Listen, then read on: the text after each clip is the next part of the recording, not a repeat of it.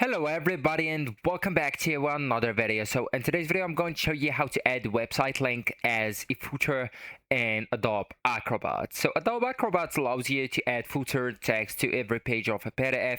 If you want the footer to contain a clickable website link, we will first add the footer text and then create a hyperlink over it.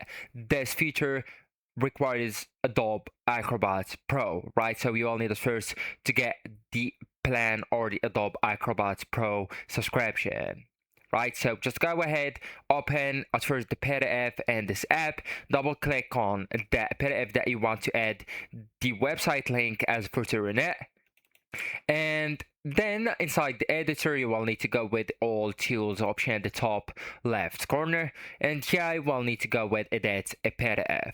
Right, so guys, as told you, you will need to get the subscription or the Adobe Acrobat Pro first to reach to these tools, right, or to have the access to them.